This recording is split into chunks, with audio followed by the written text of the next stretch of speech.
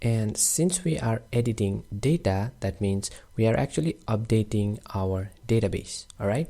And for updating the database, the method, the HTTP method, should be put instead of post. All right. Because post is for adding a data, and for updating data, we always use the put method. But there is a problem here, and that is we can't actually add put method like this. All right. This method attribute only allows post or get. So we can't directly say put right here, all right? Or we can't directly say delete. It won't allow that. It only allows post and get. So in order to send the HTTP method as put, what we need to do here is override this post method with put method. All right. So we need to do that with the help of a dependency called method override. So right now, let's just pause this for a second. And what I'm going to do is create a new terminal. And here I'm going to install that dependency. All right. So we're going to say npm install method -override. All right. And let's hit enter. And there you go, the method override dependency is installed. So we're going to go to app.js, and here we're going to call that dependency. So we're going to say const method override equals require, and we're going to say here method override. All right, we're going to call this dependency, and we also need to set up the middleware for this dependency. So here I'm going to say middleware for method override. All right, and we're going to say app.use method override, and inside the bracket and inside single quotes I'm going to say underscore method. All right, and this is basically the middleware for using method override. If you don't add this code, you won't be able to use the method override dependency. All right, so we installed our method override dependency, we just called it here, and we created our middleware for that. So now we're going to go back to our edit.ejs, and now we're going to override this post method with our put method. And method override, what it does, it allows you to do that. So here in our action, we're going to leave the method equals to post as it is, and in our action we're going to do some changes. All right, we're going to leave this route path as it is, and here we're going to leave this as it is, and here what we're going to do is add a question mark followed by underscore method equals put, and put should be in caps. All right, and down here we need to create a hidden element. All right, so I'm going to say input of type equals hidden, and we're going to set the name to underscore method, and we're going to set its value to put. Save that. All right, so this is how you actually override the post method with the put method. So basically in our existing route, we're just going to add a question mark followed by underscore method, and we're going to set that to put, and we're also going to create a hidden input, all right, with the name set to underscore method and value set to put. And we're going to do the same thing in case of delete as well.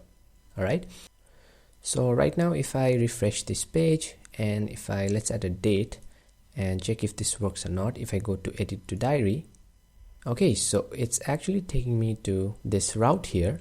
All right, and the method is put, but it's showing me an error because obviously we haven't created the route for that. So we're gonna create it now, and let's go down here, and here I'm gonna say edit data. All right, and now since the method HTTP method is put, we need to use app.put method. All right, and basically this app.put method is also for editing data. For our route, we're gonna say diary slash edit slash, and we're going to say colon and ID, because remember we are also passing the ID here. All right, and we don't need to specify this method equals to put here. Okay, just diary slash edit slash colon ID, and we're going to create the callback with request and response. And for now we're just going to send request.params.id, right, just to check. And if I refresh this now, alright, so now you are getting the ID from here. Alright, so this is all working. So now here what we're gonna do is, with the help of this ID, we're gonna update the data from the database. Alright, so first what we need to do is find the data whose ID matches our ID. Alright, so we're gonna say diary, again this diary is our model.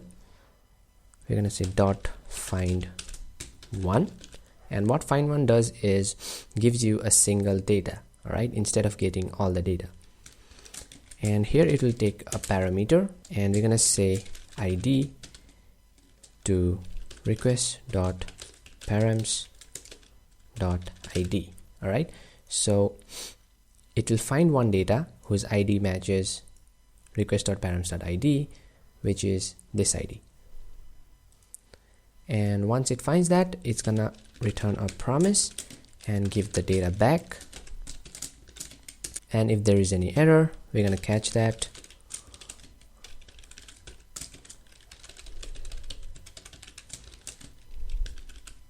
All right, now this is the data that we are actually getting from the database. All right, so we're gonna change this data. So we're gonna say data dot title, and this is basically the title of the data, and we're gonna set that to request dot params dot title.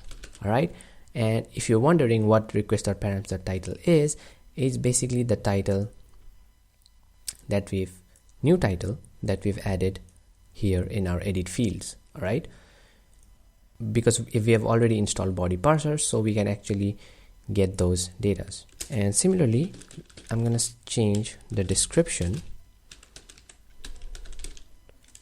to request.params.description. All right, and I'm also going to change the date to request.params.date. All right, and finally, after changing the title, description and date, we're gonna save this data. All right, so finally we're gonna say data dot save, and once it saves the data, it's gonna return a promise, and here we're gonna redirect the user to the diary page. All right, and if I get an error, we're gonna catch that.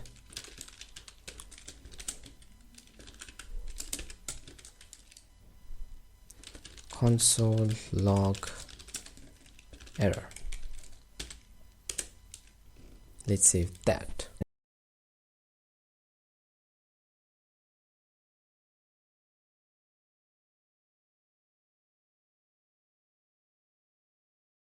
Once it finds the data, it's gonna send it to us, and we're basically changing the title, description and date of that data to our newly added inputs. All right, and finally we are saving that data, and once the data is saved, we are redirecting the user to the diary page. So let's see if this works or not. All right, so let's refresh this page, and instead of this new record 2, I'm just gonna add 2021. All right, and let's add 2021 here. Let's set the date, and if I click to edit to diary,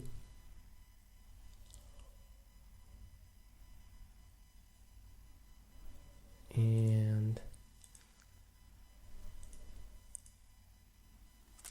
All right, I just got an error. Oh, that's because instead of this request.params.title, it should be request.body.title. all right, I'm sorry about that, guys.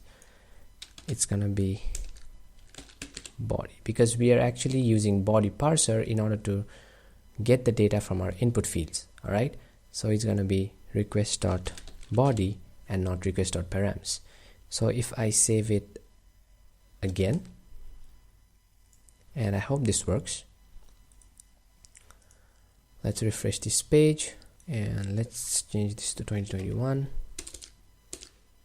again, change that to 2021. Let's set the date, and if I now hit edit to diary, all right, now it's redirecting me to diary page, and also our data has been changed to new record 2021. all right, if I go to more, and the description is also changed, and if I go here and if I refresh the page, and there you go, the data has been updated, all right, to new record 2021. So this is how you can update your data in the database. All right.